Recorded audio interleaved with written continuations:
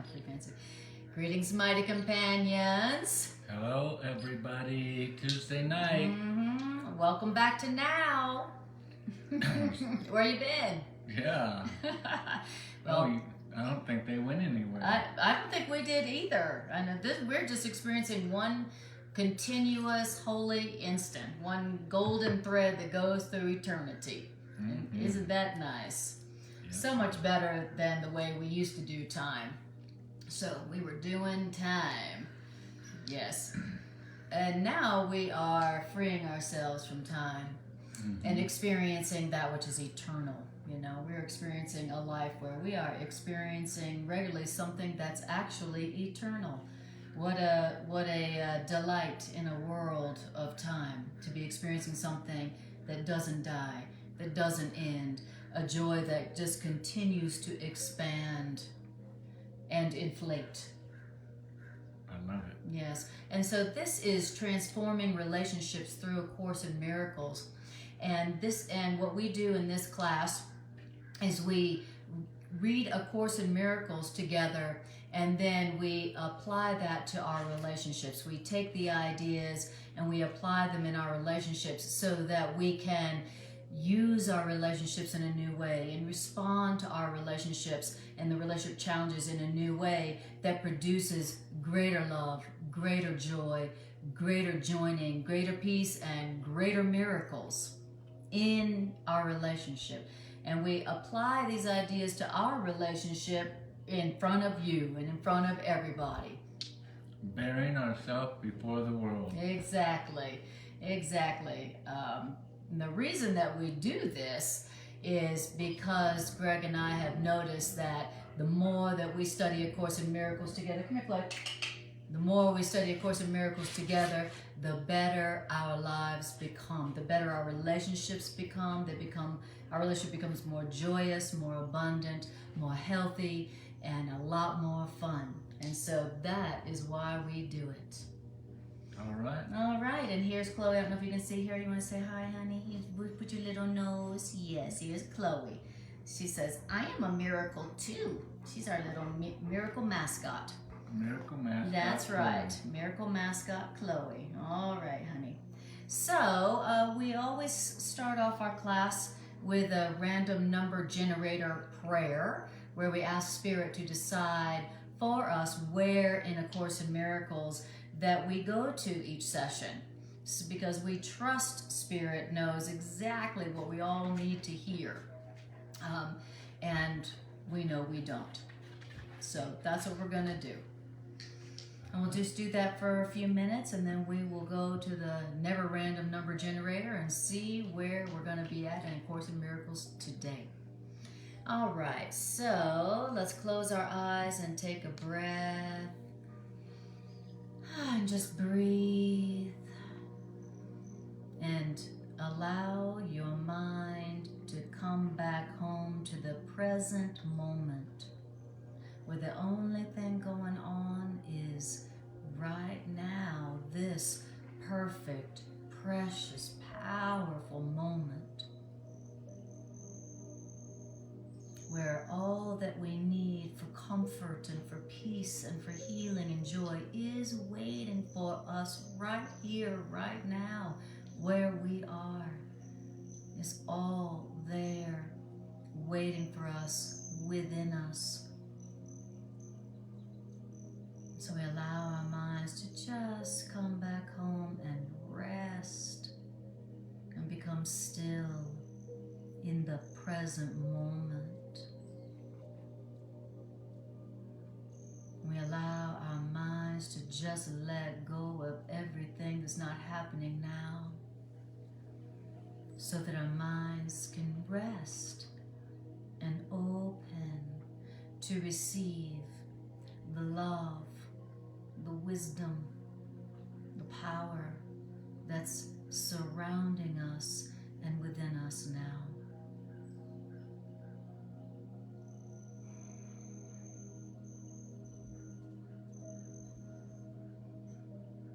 And as you allow your mind to just rest in the present moment, letting everything go but what's here right now,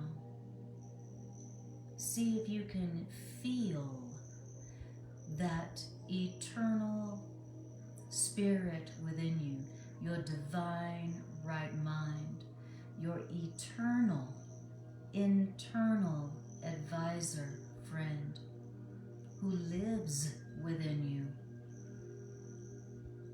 whose love for you is unconditional, whose guidance for you is brilliant, genius. See if you can feel your internal, eternal friend within. See if you can feel its love for you. See if you can remember how it has walked beside you since before time began.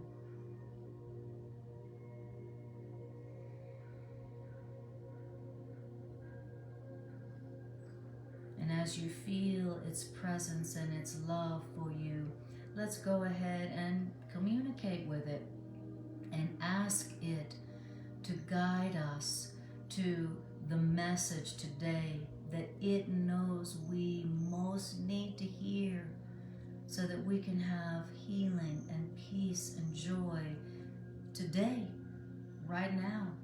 No waiting, no cost. So we say to that spirit of truth and healing within us, we say, decide for me what and where in A Course in Miracles that we go today. You know my deepest call for help. You know my deepest call for love. You know my strengths. You know love's plan for my happiness, which I do not know. And so be you in charge of this session, this healing circle time, and speak to us that we might be healed. And thank you in advance, Divine Right Mind. Thank you in advance for your most brilliant, genius, loving answers that we know that you always give us when we ask. We are asking, and we trust your love for us, and we trust your brilliance, and we say thank you and amen. Amen. Right. That's our random number generator prayer that we pray before we. It's a lot of how Greg and I study A Course in Miracles. We do the random number generator prayer, and then we see what spirit comes up with, and then that's what we study. And there's never been a time when we did that where we weren't just in awe, in grateful awe at the answers that Spirit gives to us through A Course in Miracles. I can't tell you how many times we've done our daily lesson, just like this morning, and the daily lesson seems to be in correlation with our life. Mm-hmm. We were reading this morning and laughing how this is totally talking about what we were just going through last night, what we were just talking about last night. And then we wake up in the morning, read our daily lesson, and it's as if Spirit said, I have a few things to say about that subject.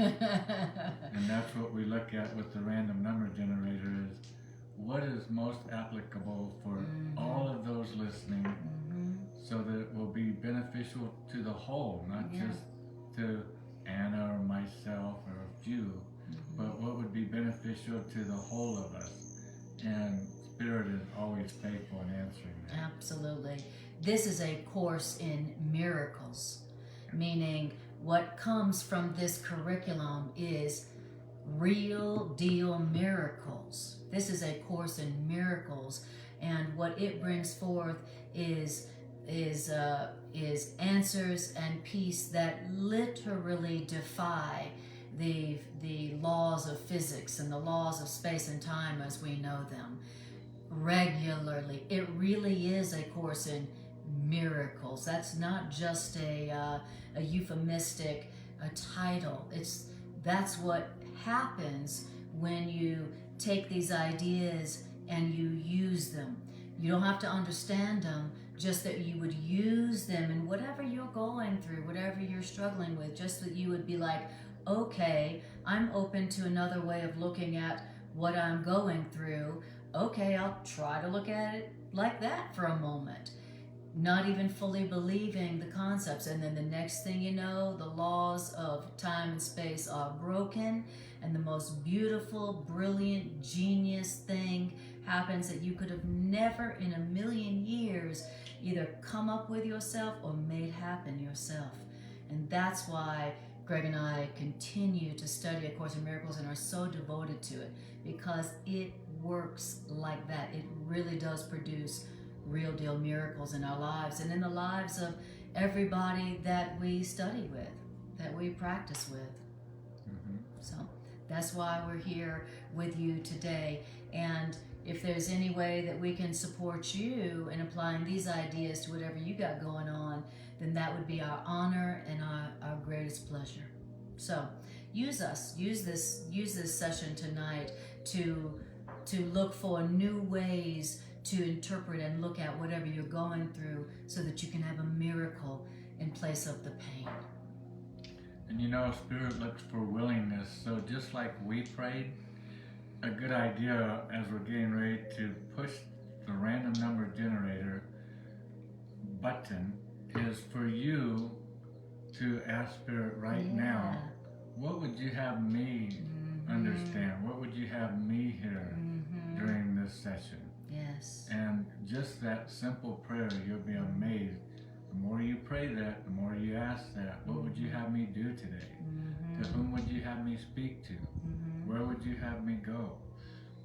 The more you get accustomed to praying to our higher loving self, the voice of God, which is another word for Spirit, our comforter, our helper, voice of truth and healing within us, then you'll start realizing how powerful that one simple prayer is. Exactly. Is what would you have me do? Well, last night you were in chapter 11 at the Miracle Center. Sunday we were in chapter 5. So let's see what chapter we're going to be diving in out of the 31 chapters of the text of A Course in Miracles tonight. Yes, here we go. Here we go. Getting ready to Drum push roll, the please. button. Oh, it's so exciting. I know it's going to be perfect. Number 5 again. We just did 5 last night. Last night was Sunday night. Sunday night was chapter 5. Which is so funny because sometimes in the past month, for some reason. Oh, here, why don't you look at your book to see how many. We Spirit has been going back to the same chapters, which is great because Spirit knows best. Spirit knows best. Yeah, Spirit. We've had a couple times where what are the odds in this that we went exactly to the same section in chapter as we did the last class. Now that's beyond chance. That's beyond chance. Yeah, statistical odds. Chapter 5. I mean, that you're in the teacher's manual, so go to the beginning of the table of contents. All right. So, how many sections are there in chapter 5? And hello, Hanshu. Lovely to see you again. And hi, Evelyn, if you're still there. Lovely to see you, my dear. And Emmanuel Tutu, lovely to see you. And welcome to our Course in Miracles class. It's the first time I'm seeing your name there, Emmanuel. And welcome. Lovely to see you. So there's 10 sections. Okay. We're reading out of the annotated version of A Course in Miracles. Of A Course in Miracles. All right. And so you said 10 and it went to 10. It went to 10. Oh, you already pushed it? Yep. I pushed it, and so let's go to 5:10. And then title of tonight's session is The Decision for God. Oh, beautiful. Did you know that it's very important that we make a decision for God. In other words, not a decision that we made up. When we make a decision for God, then we decide with God, how do you see this? Exactly. What's your, it's just like what we were talking about before we even did the random number generator, where we're asking Spirit to decide for us. So when you say, Spirit of truth, Spirit of healing, decide for me, you know, you're deciding for God. We're letting God, we're letting love decide for us and make all our decisions. And A Course in Miracles has a lot to say about that. And A Course in Miracles says that when you ask God or Spirit to decide for God for you, there is nothing that you won't be told. There is no problem that will not be solved for you. It says when you ask and allow Spirit to decide for God for you, then all the effects of your mistakes are corrected and undone lovingly for you. Now, what kind of deal is that? What kind of offer is that?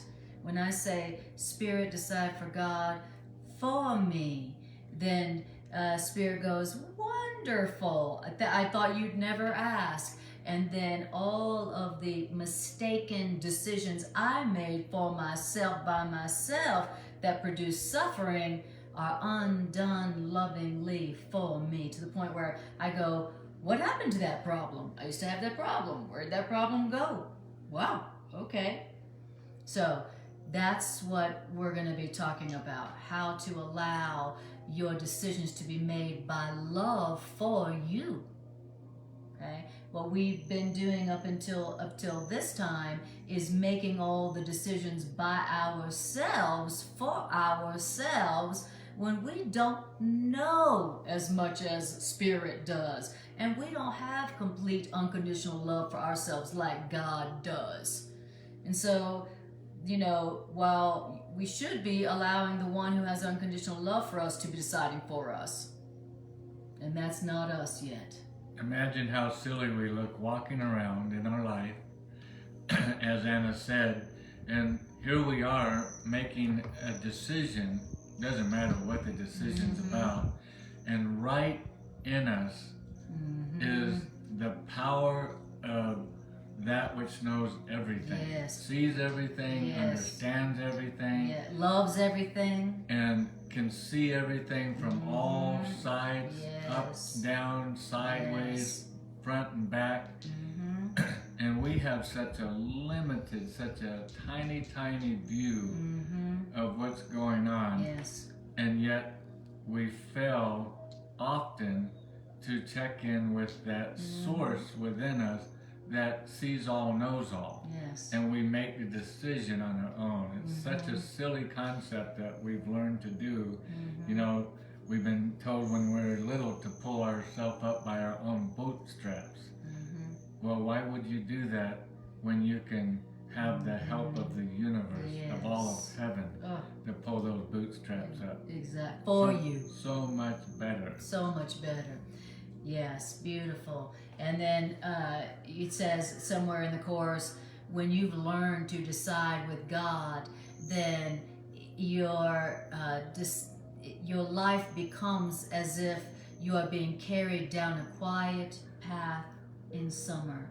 And then Spirit goes before you, leaving no stones for you to trip on and removing all obstacles before you even get to them.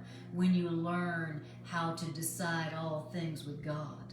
Like, okay, now that sounds like a life I'd like to have. I would love to experience a life like that. And studying A Course in Miracles with Greg, our life is becoming more and more and more like that.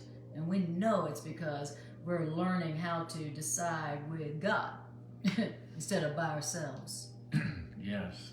Beautiful. Definitely. All right. So, and I think that in the blue covered edition, if you have the blue covered edition, I think that the title is the same, The Decision for God. So you can go to your table of contents or your the electronic version and just put in The Decision for God and it'll pull it up. All right.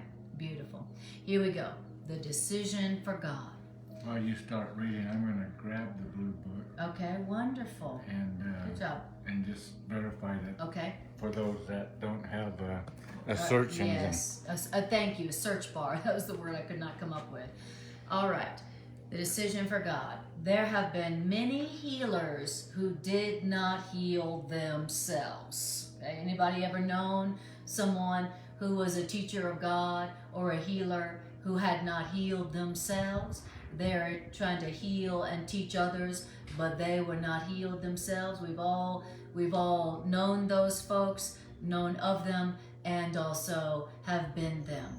There have been many healers who did not heal themselves. We called them hypocrites and judged them. Okay? But what they were healers who had not healed themselves. Okay? We were like, hypocrite. Okay? Now, these healers who did not heal themselves, these healers have not moved mountains by their faith, because these healers' faith was not complete. Okay?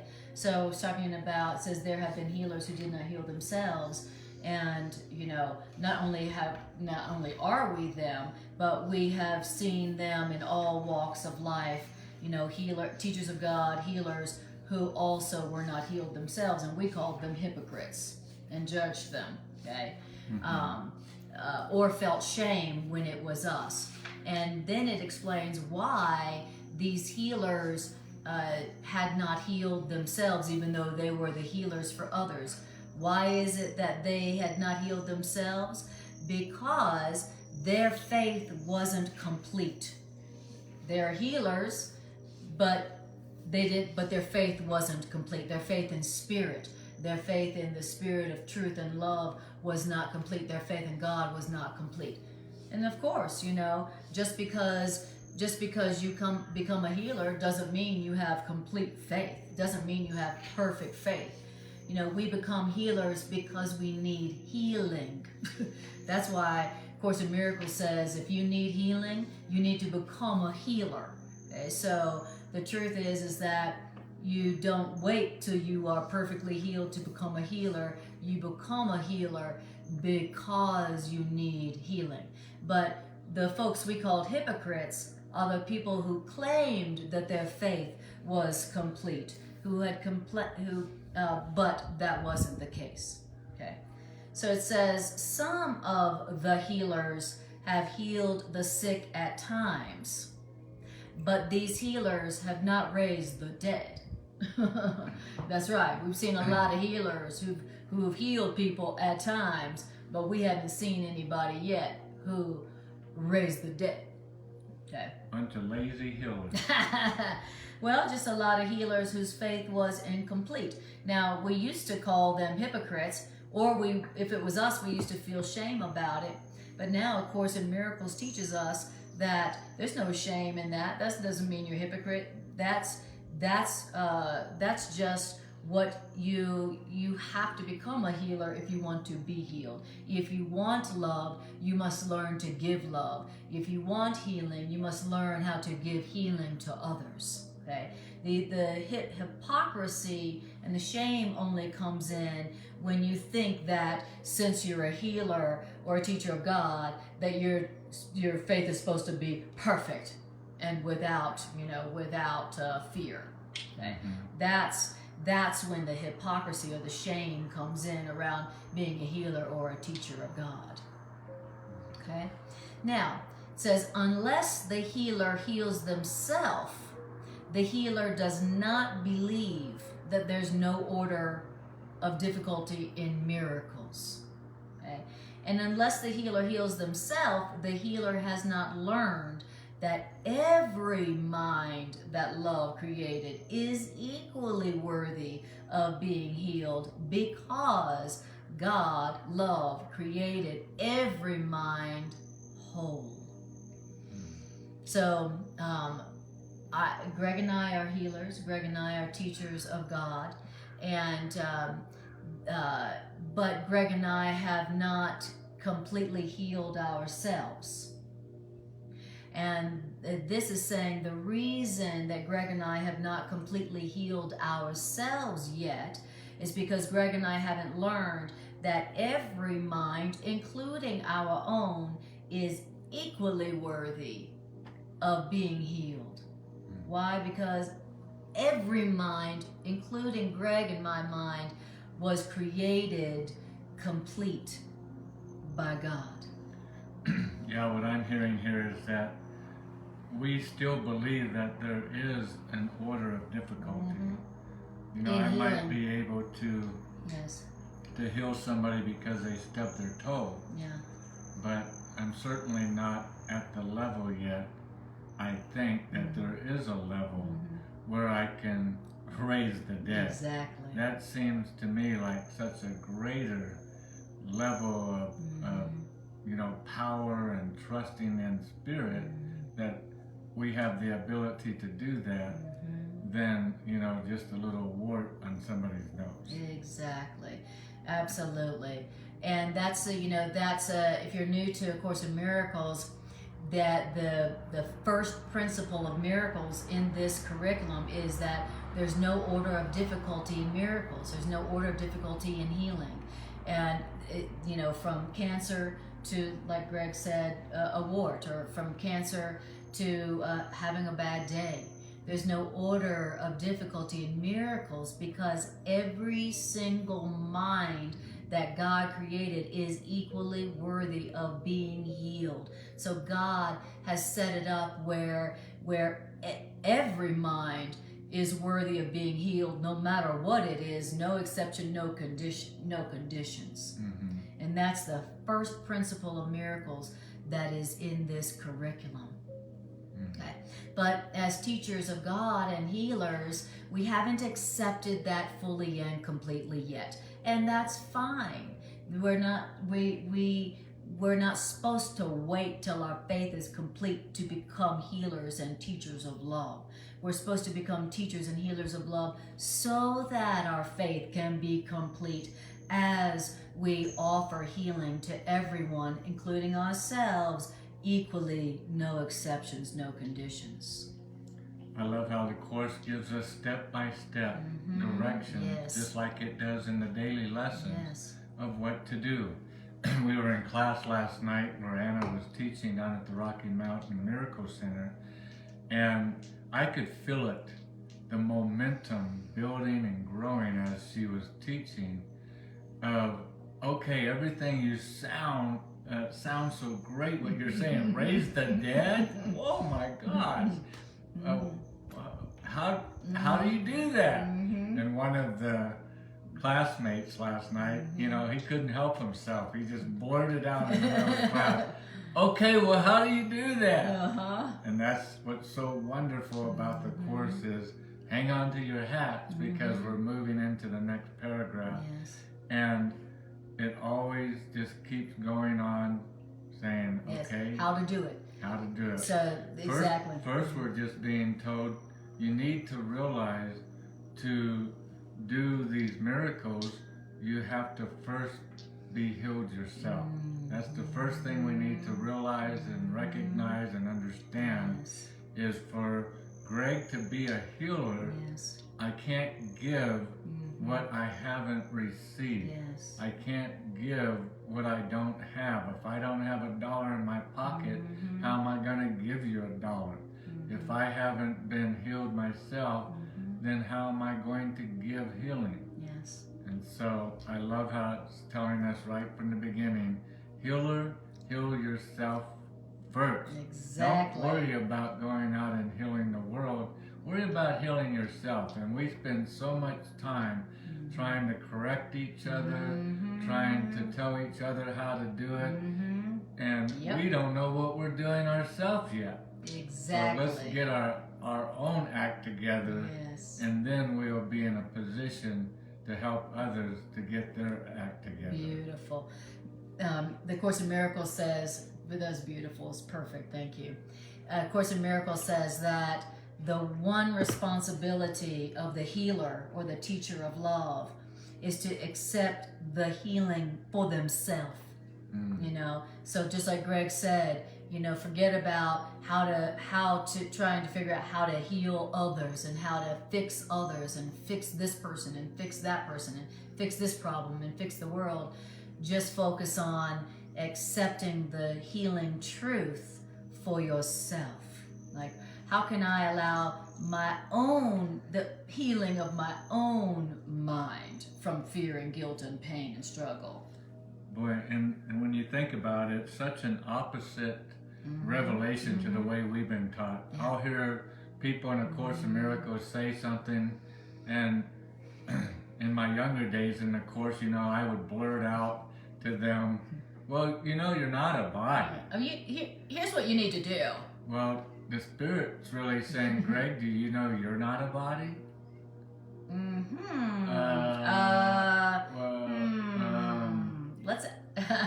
Let's look at the results. Let's look at the evidence. Yeah. Exactly. All we gotta do is look at the evidence and go, no, I don't believe that, obviously. And so that's such a beautiful thing, that to be a healer and to be a teacher of love is not about fixing other people or correcting them. Mm-hmm. It's not about you just need to stop doing that, and you need to do this, and you're doing this wrong, and you're doing that wrong, and here let me tell you how to fix that. That is not what it means to be a teacher and a healer. Yeah, it's like two boats out at sea, and you look over and you go, hey partner, the reason you're having trouble is you got some holes in your boat. And they look over at me, and I got water shooting up all over the place in my boat. And that's how Spirit sees it, is plug up your own holes in your own boat. Yes. And then you'll be able to go over and help your brother out or sister out. Exactly. And the way we've done it on planet Earth has been so insane that there were healers and teachers who were like, oh, I'm here to heal you. I'm here to save you. And then if that person didn't accept the fixing of that person, then they would kill them. It's like the Crusades. It's like, wait a minute, you're not going to let me fix you? Okay, then I'm going to have to kill you. Now I'm going to have to blow your boat up. Now I'm going to have to blow your boat up. Okay, we're here to save you. Well, we don't need saving. We're going to have to torture and murder you. Okay, great. And you come from God, is that right? You're emissaries of God. Yeah, that's right. We're the Crusaders. We're on a holy mission. Oh yes, that is the height of our insanity as humans. Shahira goes, that's judgment. That's exactly. Right. Beautiful. Totally judgment. Exactly. So, paragraph 2.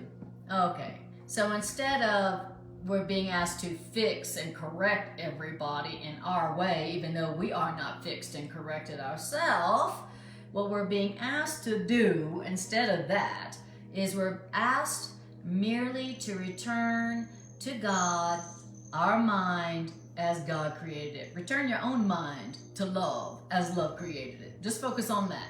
That's all we're asked to do. Not to fix other people, not to correct other people, not to show other people how it's done, and if they don't accept that, then to murder them. We're just merely asked to return our own minds to God, to love as God created our own minds. Yeah, God made our minds whole and complete. Yes, lacking perfect, nothing. Lacking nothing.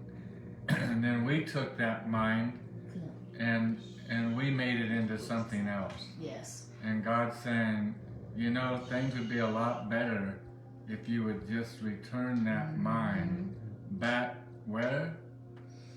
Not to somebody else, not to your neighbor, not to the person you perceive has a problem, right? But to God. Yes. Return your mind back to God as God created it. Yes. And once again, well, how do you do that? Oh, okay, great. Well, I'm glad you asked, because let's read the next sentence.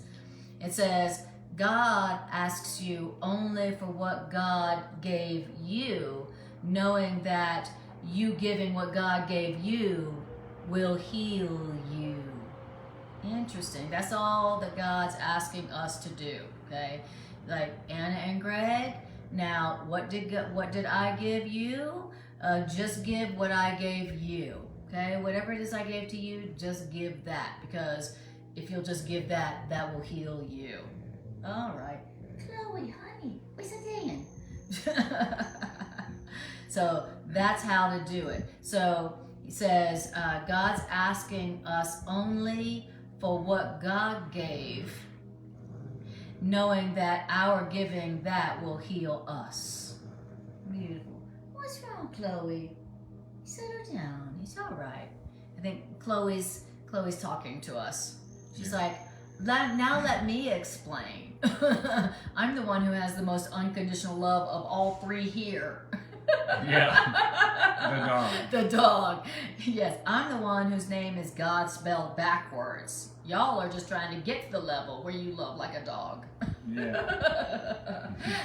I've already returned my mind to God a long time ago. Yes, I already give my love equally to everybody, even if they treat me like crap. Unlike you two. That's true. That's so funny. I'm just trying to get to the point where I can love like a dog. I mean, wow. Okay. How humbling. All right. Then it says, sanity is wholeness. What does that mean? That means the sanity of your brothers and sisters is yours. So let's say it like this. Health or healing is oneness, which means the health and healing and happiness of others is yours. Health and happiness is something that happens to us as one, not something I get but you don't, or you get and I don't. You know, of course, it says we're either healed together or not at all. I'm gonna go grab her something to chew on. I'll do that. Okay.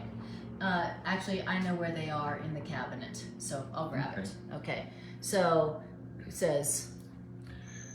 And so here we go. Why should you listen to the endless, insane calls which you think are made upon you? When you know the voice of God, the voice for God, and what is the voice of God? The voice of God, we're told in Course in Miracles, is the Holy Spirit. Yes. The voice of God is our higher, loving right mind. So, why would you listen to the endless, insane calls which you think are made upon you when you know the voice for God Himself, get this, is in you? Is where? The voice of God. You don't need to go looking for it. On the mountaintop? We're on the mountaintop, we're in the forest. Sometimes we think, well, I need to go out into nature and find the voice of God. And you go all by myself to a mountaintop or a cave somewhere or an ashram somewhere just to hear the voice for God. And you'll find it there, but it's because you're there. Oh, okay. That's why it's there. You could have found it back home in your dining room before you ever got in your car and left. Oh, you mean I could have saved myself thousands and thousands and thousands of dollars and years of time? and just went within myself to hear the voice for healing, the voice for truth. Wow. Okay. Woo.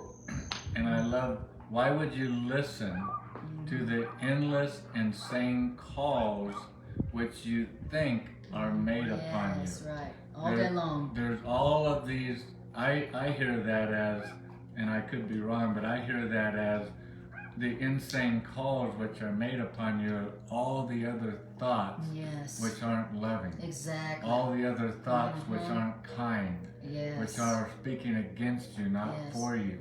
Why would you listen to all of those when you have the voice of truth, a loving voice, a helpful voice, and that voice isn't in the other room. It's not on the other end of your cell phone. It's not in the guru in India. You don't have to Google it online. It's always within us, in where our mind. And we can tune in to that as soon as we're ready. Yes, I love that. So that, to me, that tells me that at any moment that I'm hearing the voice of my fearful, angry, guilty mind harassing me, you failed this, and you should have done it like this, or you're no good, or you're a bad person, or people are doing it better than you, or you're a loser, or you did, or you need, let's make a plan. Whenever I'm hearing that voice, this is reminding me I am not a victim of that. At any moment I can go, I don't have to listen to that. I do not have to listen to that. Oh yeah, I don't have to listen to the voice of my own mean ego. I don't have to listen to that. Sometimes I forget that. And sometimes I forget that just because it's coming from my own mind, that I have to listen to it like I'm the victim of whatever's going on in my mind. Oh, well, that's all there is. Like, that's the only voice to listen to. And this is reminding us that you have another voice in your mind that you could be listening to, which means you don't have to keep listening to that voice if you don't want to. At any moment you can go, hey, the Course says the voice for love and truth is in my mind, and so I'm going to listen to that. And let's not forget, what are we trying to hear right now? We're trying to hear, how do we heal ourselves? Yes. And so we're getting one of the first baby steps in the reading tonight of how to heal ourselves. Yes. That's the direction we're going. So it sounds like the first thing is to recognize there's two voices inside of you. Very good. Exactly. And if you want to heal yourself, you need to recognize what voice are you going to hear and listen to. Exactly. And there's that loving voice. And once we start tuning into that, we're tuning into getting our mind whole and healed. Yes. And when Greg talks about healing our mind, what that means in practical terms is we're not afraid anymore. We're not full of shame and guilt anymore. We're not angry all the time anymore. We're not feeling ashamed of who and what we are all the time anymore. We actually have peace of mind, and we love ourselves, and we love our life. We have peace in our mind instead of pain and fear and shame. That's what it means to have a healed mind.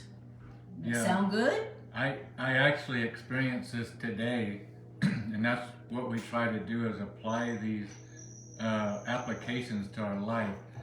I do real estate also on the side when it's appropriate. And as I'm driving to the office today, I had an assignment to do where I had to evaluate the price of this home. And it's way up north, and as I'm driving to the office, I heard, now a lot of people say in my life growing up, well, I don't hear a voice. I don't hear God. I don't hear voices. Yeah, but you hear your ego. Well, you do hear the voice. That's right. Because it's your thoughts. Yes. And the thought in the Course in Miracles is trying to teach us to recognize our thoughts. And the thought that I first heard driving, and this is how life is, just driving casually down the highway to the office, and all of a sudden I had this thought coming into my mind, and the thought was telling me, you're not going to be able to evaluate that property very good. You don't know that area very well. Who are you to be evaluating this property and giving these people such counsel that, all the equity in their life is dependent on you telling them the right thing about their house? We're talking hundreds of thousands of dollars here. Right. What are you doing? You're in no position to be, doing that. And that was, those negative thoughts. And then if you're studying A Course in Miracles, you become stronger and stronger because you're being aware of those thoughts. The endless insane calls which you think are being made upon you. Yes.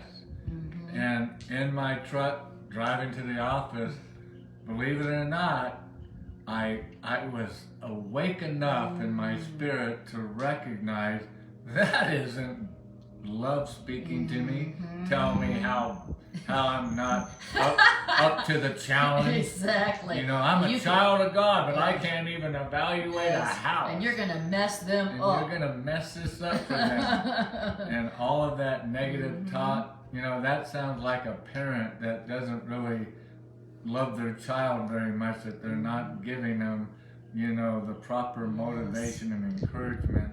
They're just cutting them down. Yes. Well, if you're getting cut down in your mind, you can be assured that that's not God speaking That's to you. right. And why would God tell you something like that? You can't do it. Well, how could you not be able to do something when you have God with you? Hello? If you have God with you. I mean, if God is within you, then what can you not do? What can you I mean, not according do? to this, you can raise the dead. And just that awareness, literally in my vehicle, snapped a change in me. Wow. To where not only did I feel within seconds, that whole thing went poof, just left my mind, and I felt so much better instantly. And then all of a sudden I started having thoughts of how great of a job I'm going to do. Wow. How good of a job I'm going to do for these people. Beautiful. And that's what we're studying here about being healed. Is we're healed when we recognize, oh, that thought there is not very beneficial. Not very loving. Not very kind. Exactly. That was one of the endless, insane calls which we think are made upon us. Yes. You know? Exactly. And then you remembered that the voice for God is also within you, and you signified your willingness to listen to the other voice, and the result was an immediate peace, which is a miracle. When you go from from pain and fear to peace, that's a miracle. Right. So that's, and you're right, that is judgment. yes. But we're so accustomed to it, Yeah. we don't even That's realize right. that judgment has come to the front door of our house. Exactly. Like Greg says, we're typically not aware that there's two voices within us. The voice of ego, the voice of judgment, the insane voice, and then also the voice for God, the voice for love. You know, we're unaware until we wake up and learn that there's two voices in there, and we are free to choose. We have the power to choose, and nothing can take that power of choice away from us. You know, nothing, no matter how good, no matter how bad it is, can take away from us the power to choose which voice we want to listen to. That is our one last remaining power as seeming victims of the world. You know, and as soon and it doesn't matter how loud or pressing or mean the voice of the ego is, you still don't have to listen to it at all. And here's what I truly believe is I didn't have to pull over on the side of the road and get on my knees and say a prayer to God. Right. I'm having these horrible thoughts. I'm having these judgments. Please help me. I didn't have to do any of that. All I had to do was be aware of the ego voice. Yes. Just be aware of it. Yep. And you being aware, which is, I like to call it being awake. Yeah, like Shahira said, you know, we are waking up. Oh yeah, I didn't even see that. We are awakening up. We are awakening up is totally right. Yeah. And that's beautiful that you say that, because that's the point I was going to, is just the awareness of that voice which is not loving, which is not kind, which is not gentle. And here's how you can really tell if it's the voice of God or not. This one recipe answers the whole question. How do you feel? If you feel at peace, if you have peace, then you can rest assured it's the voice of love. Exactly. But if you don't have peace, if you start getting anxiety, getting worked up, getting fearful, getting afraid, getting angry, getting upset, any of those attributes, you can be assured that that is not the voice of love. Exactly. Love doesn't talk that way. That's Love right. doesn't come in the room. You never heard of an angel showing up and going, fear. You're an idiot. The voice of God, the representation of God, always says, fear not. That's right. That's the first words you're going to hear is fear not. Exactly. In other words, right. be at peace. Yes. Be at rest. Yes. And so once I recognized and I was aware of that voice, that it's like catching the boogeyman in the act. Mm-hmm. And now the boogeyman, now that it's been caught, Yep. has to flee, has Yes. to run. Exactly. So true. Thank you for that personal example. That's a perfect demonstration of a moment where you recognize the voice, and then you made a decision to listen to the voice for God. You know. It's Beautiful. so, and the ego is so crafty. Mm-hmm. You know, I've been doing this business for 37 years, the business of real estate, and for the ego to come in today and tell me that I wasn't up to snuff, you know, I'm not up to par to be able to do the ability of this, shows you how cunning Yes. the ego is. It's relentless. It's always coming in. You're not good enough. That's right. You're not strong enough. Yes.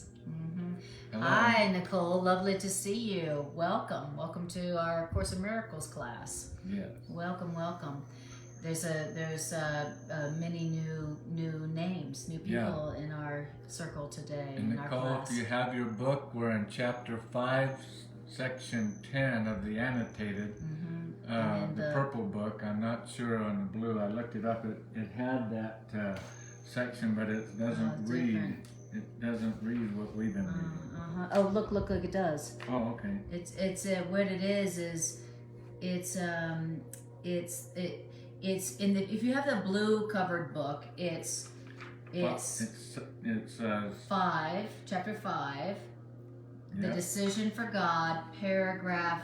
We started at paragraph 2, and now we are in paragraph 3, something like that. Well, yeah, almost. Yes, exactly. It's okay. Great. Paragraph 2. Oh, in the middle, middle of Yes. paragraph 3, excluding Yes. yourself. Exactly. Actually, we're right here. Yeah. God commended His Spirit to you, which is right here. So it's it's chapter 5, the decision for God. Paragraph 3. Paragraph 3. Okay. If you have the blue covered edition. All right. Beautiful. Okay. Hi, Tricia. Lovely to see you, dear. All right. Now, this next sentence, Thank you, Tricia. two sentences, is one of my all-time favorites. So I just love this next 2 sentences because it gives us something to do that that brings such peace and such miracles of peace. Okay, so it says this. It says, God commended God's Spirit to you, and God is asking that you commend your spirit to God. Now, why is it that we would want to commend our spirit to God? Well, because God wills to keep our spirit in perfect peace. Why? Because we are of one mind and spirit with God. You know, God is always at peace. Yeah. God is always at peace. God is peace. And God wants His children, you and I, to be always at peace. Yeah. And it's obviously possible. You and I say, well, it's impossible to always have peace. Come on, you can't always have peace. Well, tell that to God. And then be prepared for laughter. Yeah. Yes.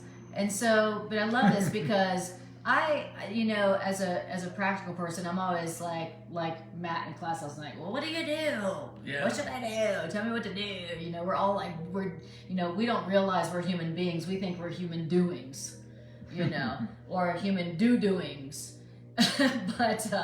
But it's saying that God has commended God's Spirit unto us, and God is just asking that we would commend our spirit to God. So there's something to do. God, I commend my spirit to you. Okay, I had given my spirit to the ego, right? I was like, ego, what do you want me to do? I want you to be afraid all the time, and I want you to judge all the time, and I want you to feel bad and inadequate all the time, okay? Okay, but now something that what we're being asked to do by an unlimited power that wants to keep us in peace forever is that we would commend our spirit into God's hands, that we would commend our spirit to God. And how do we do that sometimes? Sometimes we have to come to God and say, God, this is how I'm seeing it, and it's not giving me peace. Yes. How are you seeing it? Right, exactly. And when we do that prayer, God is always going to come back and give us the vision of heaven on the subject matter. And will keep our spirit in perfect peace, you know. Yeah. And I love like what you're saying. Sometimes it might look like you're saying to God, what would you have me do? Where would you have me go? What would you have me say and to whom? And some days it's just like, God, I give my mind back to you. I give you my day. I give you my life. I give you my mind. I give you my body. I give you my spirit. I give you this day. I give you my life. I give you this situation. It's another way of saying I commend my spirit into your hands, God. That's even a better way than I said it, because that's absolutely right. Is the Course is in many places encouraging us to do that, to just say, what would you have me say? Yes. To whom would you have me say it? Yes. When would you have me say it? Yes. How would you have me say it? And where would you have me go? What would you have me do? Yes, exactly. And that is commending our spirit unto God. And when we do that, we're being told right here in sentence 6, He wills, God wills, it's God's will to keep us in perfect peace. That's what God wants for us, for real. Not just some of us who are like really holy, you know. Not for just some of us who have like sacrificed appropriately. God wants that for all of us. All the time. All the time. Like what? Not just on Sundays. Not just on Sunday, not just when we like, you know, fulfill the commandments, you know, but all the time. And then it explains why it is that God, our Creator, wants to keep our spirit in perfect peace all the time. Like, why is that God wants to keep our spirit in perfect peace all the time? Because we're one with God. So God's like, well, you know why I want you to be happy? Is because we're one. Because if you ain't happy, I ain't happy. It's just like with Greg and I, you know, Greg and I are one, and we're in a relationship, so it really is true that if Greg isn't happy, I ain't happy. As much as I'd like to think that, well, I don't care if he's not happy, you know, I'm happy. The fact is, because we're one, if Greg isn't happy, I ain't happy. And everybody knows that who's in a relationship. Everybody knows that when the people you're in a relationship with aren't happy, you ain't happy. And God is the same way. God's like, I created you, we're one, and so if you're not happy, I'm not fully happy. So that's why I'm committed to your happiness, because that's my happiness. Just like, you know, we are with our children. It's like, you know, I want you to be happy, my dear, because if you're not happy, I'm not happy, because we're one. You know, that's the good news and the bad news about being in relationship. The good news and the bad news about being in a relationship is whatever the other one experiences, you're going to experience right along with them. And that goes for God and us, you know, God who created us. Yeah, I don't know why I'm having this impression in my mind so much, but I'm seeing us getting pulled over in the car by a police officer. And so what is the feeling that we get when that happens? Is it peaceful? No, it's usually, oh man, I'm gonna get a ticket. Fear. And as those lights are flashing behind us on the side of the road, then we start having all of these voices, which are thoughts, coming into our mind, which are telling us, oh, now my insurance is going to go up, and think the reason I was speeding is because I'm late to work, and now I'm going to be later to work. And this is a speed trap. They're just trying to make money off of me. Yeah, they're just trying to make money. This is ridiculous. And again, all of these negative, judgmental thoughts, accusations, every single one of them not giving us peace. Yes. And imagine whatever circumstance you're in the day, that you have the power within you. You could be sitting in that car with that officer walking up to your door in a few seconds to say to God, how do you see this? Exactly. You think God's sitting there pounding on the steering wheel, why is this happening to me? You think God's getting all worked up? You think God is losing his peace over this? And yet God is in you. He's there and right there with you. And we have the choice of continuing on the road of getting worked up, losing our peace, or what does it say here? Experiencing the peace, the perfect peace. Is to commend our spirit unto God. God has commended his spirit unto us, saying, my peace I give unto you. Yes. Give your spirit back unto me, so that you can be one with me. And when you're one with me, the creator of all things, you are assured to have peace.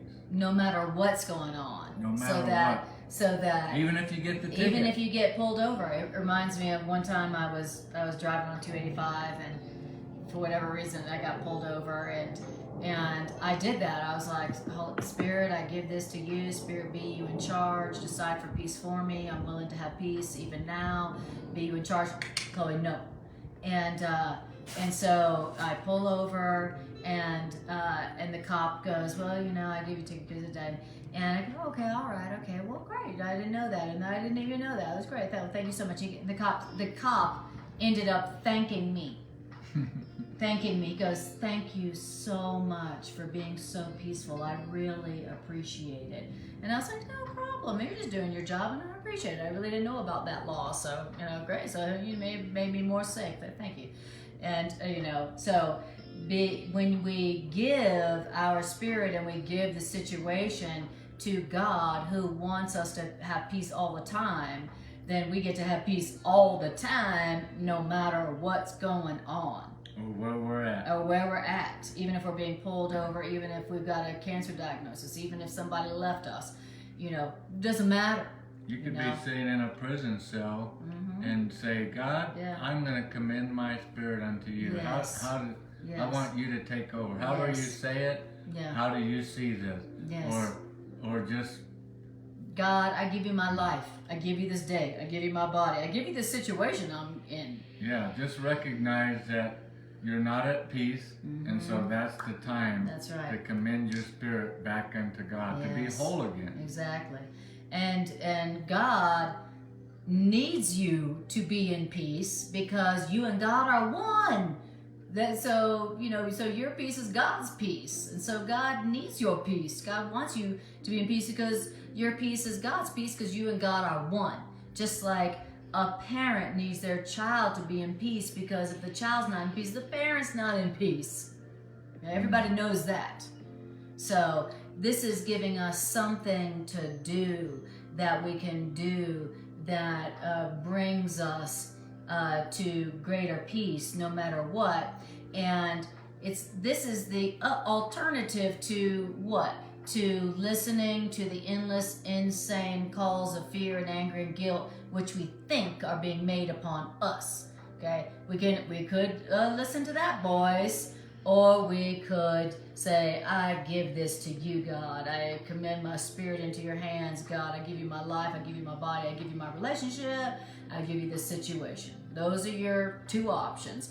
One is going to be chronic suffering, and the other one is going to be perfect peace, no matter what. Beautiful. All right, beautiful. Okay, beautiful. Okay, beautiful. Thank you, Tricia, for doing that. And then it says, paragraph 3. Okay, how are we doing on time? Let's check it out. Oh, good. Good. 25 minutes. Ooh, 25 minutes. No telling what could happen in 25 minutes. All right. Then, paragraph 3. Excluding yourself from this plan that we just told you about, the perfect peace plan, excluding yourself from that is your ego's last-ditch defense of your ego's own existence.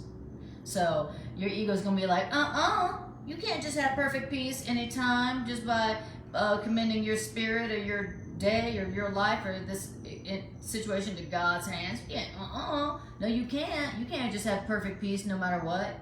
Excluding yourself from this perfect peace plan is your ego's last-ditch defense of its own existence. You know, his ego's like, no, you can't do that. You can't do that. You can't have perfect peace no matter what. That's not true. That's not true. You can't do that. You maybe for other people, but not you. This problem's real. This problem is different. This problem is special. And maybe other people can have peace and listen to the voice for love no matter what's going on, but not you. This problem's so big. Next time you have one of those situations, think to yourself, this problem's so big that not even God can fix it. Exactly. And then you'll start laughing about it. Yes, exactly. Now, so excluding yourself from this perfect peace plan is your ego's last defense of its own existence. So the ego is going to be telling you, that's not true for you. Maybe for other people, maybe for holy people, maybe for good people, maybe for rich people, but not you. Okay, and that's what the ego's got to do when it feels threatened.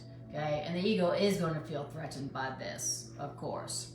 And excluding yourself from this perfect peace plan reflects both your ego's need to separate and your willingness to side with your ego's separateness. But when you're willing to side with your ego's separateness against the perfect peace plan, that all that means is that you do not want to be healed, period. When the ego's like, that's not for you. You're special. You can't have peace. That's not for you. That's for other people who are more holy or more rich or more beautiful or whatever. That's your ego's wanting to separate you from the perfect peace plan and your willingness to side with it. Yeah, you're right. I don't deserve perfect peace all the time. You're right. It's you siding with your ego, you know. And when you side with your ego and you're like, yeah, you're right. I don't deserve peace anytime, anywhere, all the time. You're right, ego. All that means is that you don't want to be healed. That's all that means. And I love how it says that your willingness. Yes. Your willingness to side with, you could say, your problem. In other words, there's a problem, no matter what the problem is, whether it's a speeding ticket or you're feeling the inability to do the job that you're supposed to get done. Or cancer. Or whatever it might Whatever be. it is. Whatever the problem is your willingness to side with the problem. And yes. Is your demonstration that you don't want to be healed. Exactly. As a psychotherapist, you know, people come in to see me who say they want to be healed. They don't want this problem anymore. Right, exactly. And so that's the thing. They come in and soon it's revealed whether they really want to be healed or they just didn't want the problem anymore. And there's a big difference between the two. And I knew that they didn't really want to be healed when I would offer another way of looking at it where they could have perfect peace even now. And then they argued against the alternative that I reminded them is available. So I was like, well, there's another way of looking at this situation where you could have perfect peace now. And they were like, and then they argued with me about it and defended against it.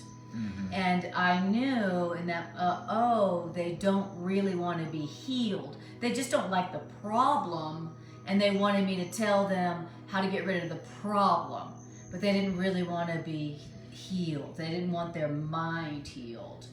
And so, you know, I realized, oh, they don't really want to be healed. And then most likely they wouldn't come back, you know, because they didn't really want to, they wanted me to tell them, how do I get rid of this problem so that I'm not experiencing this problem anymore, as if it was the problem that was the problem. And so sometimes we just don't want to be healed, right? When we're being offered a way that we could have perfect peace even through this situation, and we're like, no, that doesn't answer my problem, then all that means is you don't really want to be healed. You still want the problem. Well, there you go. You made somebody wet their pants. Oh, I love it. All right, I love it. We made somebody wet their pants. Yes. All right. Well, okay. Well I don't know done. what else there's more to do tonight. It's a miracle. I love it. You reminded me, and I'm still here. I love it. Yes, exactly. So, you know, if you're being told how to have peace, even though you have cancer, or even though you got a relationship issue, or even though you got a bankruptcy issue or financial, if you're being told how to have peace even now, right now, and you're like, that's not my problem. How do I fix my relationship problem, or my financial problem, or my body problem? Just know that I really don't want to be healed right now. I just didn't like having that problem. That problem was irritating. Okay. I say this often. Our biggest problem is thinking there is a problem. Yes, exactly. Because with God is with us, in us, for us, then what problem can there really be? Exactly. And the Course in Miracles says that all healing is the release from fear. So all healing is peace. Oh, I have peace again. But we think that healing means I don't have the problem anymore. I don't have, oh, my cancer got healed, or my financial problem got healed, or my relation. The Course in Miracles says that healing is peace. Healing is peace, okay? And so that's what real healing means. You have peace. What's the part in the Course that says don't try to change the world, but try to change your mind about how you see the world? Exactly. It says, seek not to change the world, but seek to change your mind about the world. Yeah, so when we've been, as in that one story, you know, we were pulled over by the police officer on the side of the road story, and we immediately do what? We think there's a problem. Mm-hmm. Well, once again, the problem is perceiving a problem. It doesn't mean you're not going to get a ticket. Mm-hmm. It doesn't mean that it's not going to go the way that you perceive the problem is going to happen. Mm-hmm. We're not supposed to try to change the world outside of us. Mm-hmm. We're supposed to try to change our mind about the way we're seeing the world outside of us. So in that way we can get the ticket, and then we can start to drive off from being pulled over and get a flat tire, and then fix the tire, and then a half mile down the road run out of gas.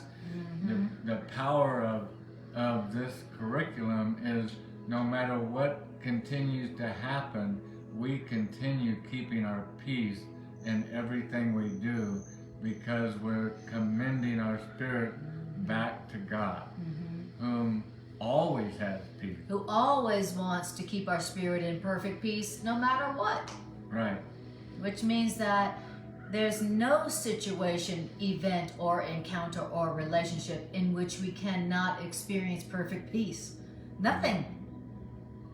There's no experience, event, encounter, relationship where we can't experience the perfect peace that God wants for us. Because God is the creator of reality. If God wants our spirit to be in perfect peace forever, then it can. then there's nothing. Then nothing of the ego, which isn't eternal, can take our peace from us. And that means that if we don't have peace right now, it's only because we don't want it. So what we're hearing right now is, if the problem comes up and we're not willing to turn it over to Spirit, in other words, we're siding with, it doesn't matter what anybody says, can't have peace. This problem is real. You can't have peace now. And that is, the course author is telling us, that is the clue right there. That's the demonstration right there. You're not ready to be healed. You don't want to be healed. Why? Because you don't want to be healed. There's a reason why you want to keep this problem. Exactly. And that's when, and as long as you are getting a payoff in the problem, then no matter what... I was just going to say that. Yeah. Then no matter what solution is offered you where you can have peace even now, you'll be like, oh, that won't work. Oh, I tried that. That won't work. Oh, that's not, you can't do that. Oh, that won't work. Oh, I tried that. But that won't work. Nothing, nothing will work. As long as we think there's a benefit. Exactly. We're still getting a payoff. And so if you've got a problem that you haven't been able to experience peace around, you've done this, you've done that, and I still don't have peace around it, then what you might want to start doing is asking yourself, what's the payoff to me in this? What's the payoff to me in this problem? What's the payoff, Oh, I get to be a victim. I still get to be angry. I still get to project the cause of this onto another person, and I still get to be the victim, and I don't have to recognize that I am so powerful that I could make a problem like this. Whatever it is. Maybe because the problem, I'm getting noticed. Exactly. I'm getting attention. I'm getting attention. Exactly. Look how many children make a problem. Yes. Just so that they can get attention. And look how many parents be sick so that they can get the attention from their children. So if you've got a problem where no matter what you've been doing, you haven't figured out how to have peace, start there and ask yourself, what's the payoff here? What's the payoff here? And ask yourself, do I want the problem or do I want the peace? Do I want the problem or do I want peace? Ask yourself that question and be honest with yourself. Be honest with yourself. Beautiful. She says, shall I get your room ready? You might be here a while. I love it. She's tempting us. Are you tempting us? Well, we're going to New York a week from Friday, but we have brought your name up numerous times, which tells me that Spirit wants us to come visit. Yes, absolutely. Especially during fall. Grand Junction during the fall would be the best. Okay, yeah. So maybe like late August or September, Trisha. That sounds great. Beautiful. Send our love to Chris. Okay, so it says, if you notice that you're willing to side with your ego about how you can't have peace right now, then what it means is you don't want to be healed. And it says, in the past, even though you wanted release, you were not able to cope with the healing at the time. Interesting. But the time for healing is now. In the past, you didn't really want healing. You didn't really want peace. You wanted the problem. You're innocent, but the time is now for healing, for peace, no matter what. That's true. In the past, I didn't just want peace. I wanted to be right. I wanted my way. I wanted to control. I wanted to get something. Power, fame, money, physical pleasure in the world. I didn't just want peace. Okay? So that's why you didn't experience only peace and healing in the past, because that's not all you wanted. But the time is now. The time is now for healing. The time is now for your peace. The time for your healing and your peace is now. Now, to me, that means that I hear God, the universe, Spirit going, we need your healing. The world needs your healing now. I know in the past you didn't just only want peace, but the time is now. We need your peace and healing now. I don't know if you've noticed, but the world needs your peace and your healing now. Not next month, not yesterday, now. The world needs it now. And think about how the beginning of this section started out is you have not come to a place yet where you have, you've healed some sickness here and there, but you've not yet come to a place where you've healed the dead. You've raised the dead. And what we're somewhat hearing right now is that, like Anna just beautifully said, is God wants to heal the world. God wants to heal the world, but God needs healers. Yes. And we need to get healed first before we can go around and do the will of God, which is healing the world. Yes. And so, as Anna was saying, and as the course author is pointing out, the time is now. Yes. Let's get this done now. Yeah, exactly. Look around. Do you think the world has time to wait? The world needs your healing now. The world needs your peace now. So, for whatever reasons you didn't want only peace in the past, forget about that. You did ask for it now. Commend your spirit into God's hands so that God can keep your spirit in perfect peace, so that you can experience your own healing, the healing of your own mind now, so that you can give healing to the world. Now we're running out of time, but we have to read at minimum this next paragraph, because as we were saying at the beginning, is the beautiful thing about the course is it starts out kind of massaging us, telling us this is the deal.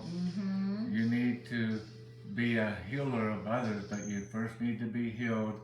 And then we start out right after that going, well, how does that happen? Yeah, how does that work? And it's been walking us through step by step. And this fourth paragraph here, I love how the course is always reminding us this. You have not been asked to work out the plan of your healing yourself. As I've told you before, the remedy for what you have made, which is the problem, is not of your own making. The remedy is not your own making. How you get to peace, even now, is not of your own making. And what we tend to do is the problem comes up in our life, and what do? We always try to come up with the remedy. And we're being told here, the remedy is not of your or mine own making. Creator already has the remedy. Yeah, the healing if we knew the remedy of how to fix our problem, we wouldn't need A Course in Miracles. We wouldn't need a Spirit, Holy Spirit's help. We wouldn't need the Comforter. Remedy. We wouldn't need God's help. And so the remedy is not of our own making. And then we're told God Himself gave you the perfect correction for everything you have made. All the problems, every problem we have ever made, God has given us the perfect correction for everything we have made, which is not in accord with His God's loving will, His holy and complete will. Which, remember, God's holy will for you is perfect peace. Exactly. That's God's loving will for you is perfect peace. And I don't have perfect peace right now, and so my first reaction is, okay, how am I gonna fix this? What am I gonna do so that I'll be happy, so that I'll have peace? And God's saying that's the wrong step in the wrong direction. That's where you've been messing up over and over. That's why you haven't had peace. Exactly.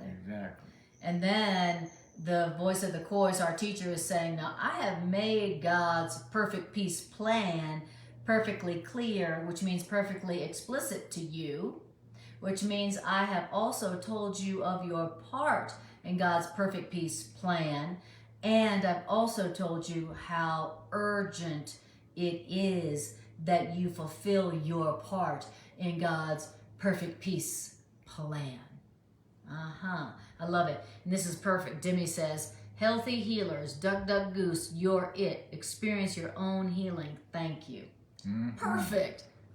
Perfectly expresses that. Like, so what Greg was reading was saying that it's not up to you to work out that plan for how you can have perfect peace even through this situation.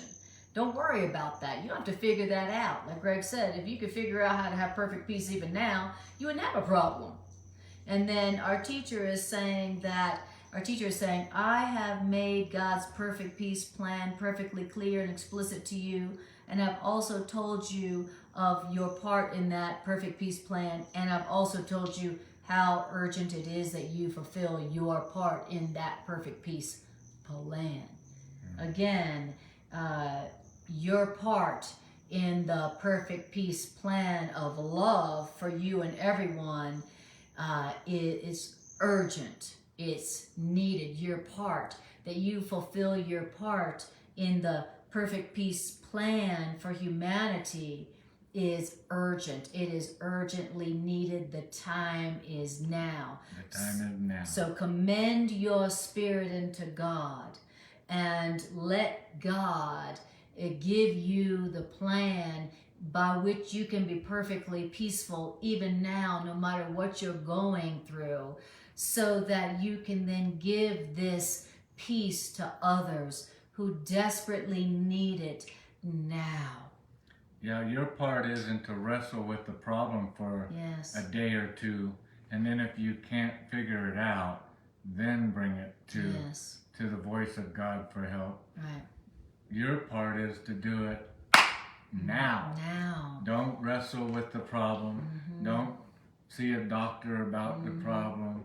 Don't talk to your neighbor about the problem. Don't read 5 books about the problem. Your part is critical and urgently needed, and it's needed now. And that is to commend your spirit back unto God, and knowing that God has already commended his spirit unto us, which is the spirit of peace. Exactly. So that you can have peace now, no matter what you're going through, so that you can give that peace to the world. That is what it means to allow your own mind to be healed, so that you can raise the dead. And the dead are all the zombies in the world who are living in fear. Okay? The Course in Miracles says to live in fear is not to be alive. Okay, so this is all about allowing the healing of your own mind, so that you can literally raise the dead and give that peace, that healing to the world that is deadened with fear. And you are needed, and the need for you to accept your healing and your peace is urgent, because the time is now. Yeah, to raise the dead is a symbol. Yes, death is exactly. I love how you said that. Death is really the opposite of life. Yes. Death is the symbol of mourning. Yes. It's unhappiness. It's death is something. It's the symbol of taking. And fear. And fear. Fear, not peace. So I don't know, we're at the end of our time. I really love this section, and I would love to read on, but an hour and a half is what we commit ourselves to. And what do we say every time to people? We say finish, do something crazy and finish the rest of the section. You know, it couldn't hurt, and it could help you to heal your mind so that you can raise the dead. You know what would be really miraculous is during the week to actually see somebody post, because of course we get notices of any postings from these classes, actually post some comments from showing that they've actually read the rest of the section, and some of their feedback and enlightenment that they had on doing so. That would be excellent. So if you feel inspired, go and read from paragraph 5 to the end of this section, and if you have any inspiration that came to you, feel free to share it on the comments. And I'm sure it will bless not only us but others as time goes along. You know, a lot of people watch these videos, some 6 months down the road, a year down the road. Yes.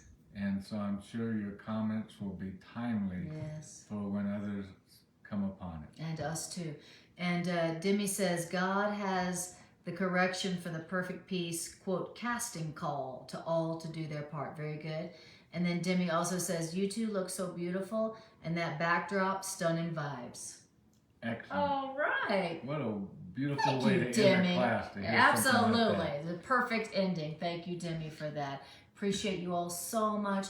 We appreciate your participation, your presence, your love, your support, and bless you and thank you for adding your energy to this healing circle, which goes from here to all the world that so desperately needs peace. Your part is needed, and the time is now. We love you all, and we'll see you soon. See you next time. Love you guys.